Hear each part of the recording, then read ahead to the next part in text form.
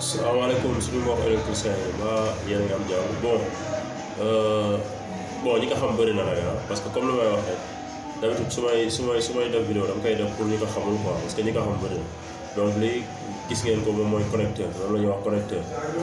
donc suñu waxee connecteur mooy lépp loo xamante ne day connecté moo amaale ay bouchon de protection ok on est d'accord moom mooy boo seeree ba pare bon boo laalee sa écrou ba pare après nga tëj donc pour sécuriser la bii fii yëpp pour sécuriser la donc c'est composé benn aluminium donc aluminium moom la ñuy seeree écrou yi donc gis ngeen ci biir dafa am fii amaale ay dents ok donc bii day jàpp pour fil la fii pour fil la fii aussi dent bi pour fil la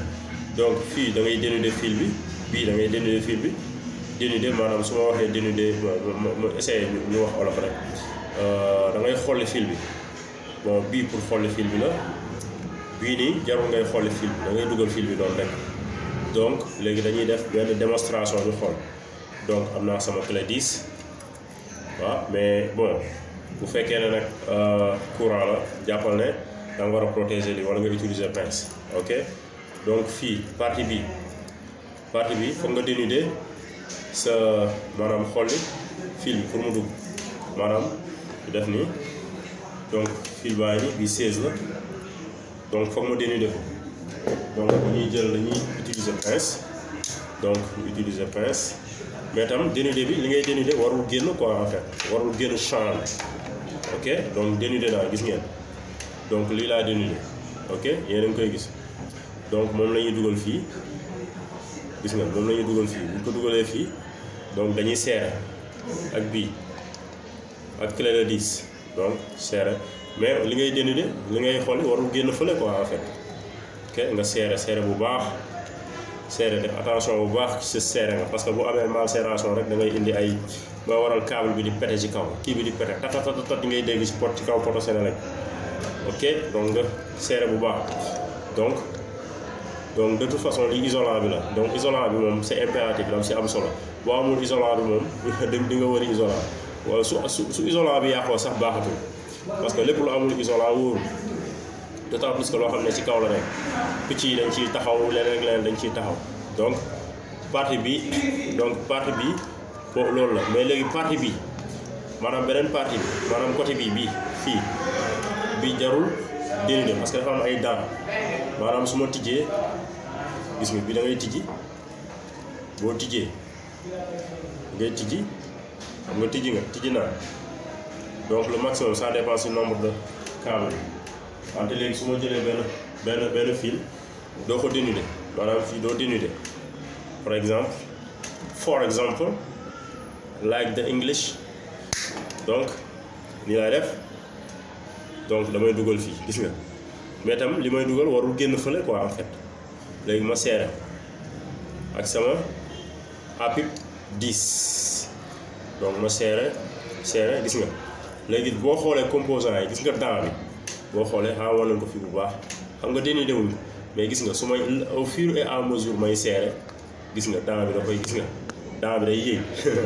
maanaam day yéeg kaw su bi quoi donc su yéeg kaw su bi rek automatiquement day jàpp ok du gis nga nii day jàpp léegi nag comme ni ma def nii d'habitude mën nga ko brancher sans pour autant ngay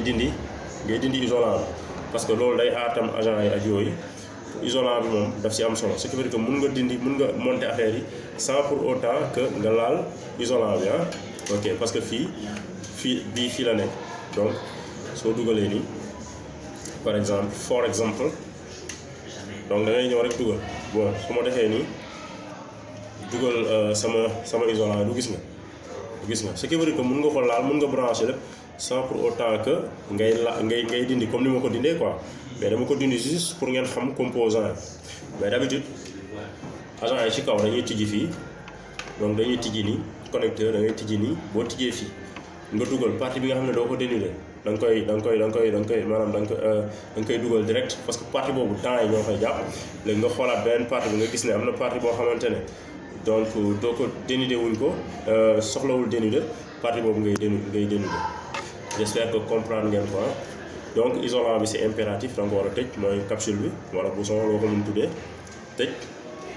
gis nga donc connecté naa donc ainsi de suite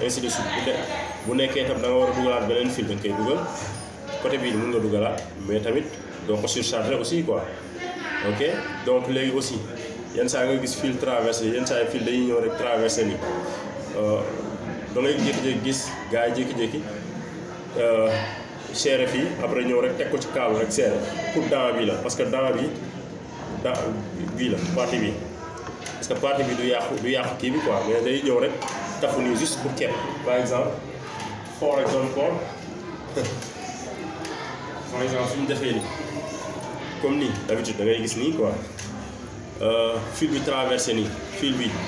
traversé da ngay gis dañuy dindi connecteur bi rek teg rek serré ok donc le mot bon wax na léppam quoi tur bi wax na léppam connecteur ça veut dire que da ngay connecté fii ak fii phase ak phase donc neutre ak neutre anyway donc ci kaw moom xam nga ne amul couleur ci kaw moom da ngay indi yor sa testeur yaa ngi def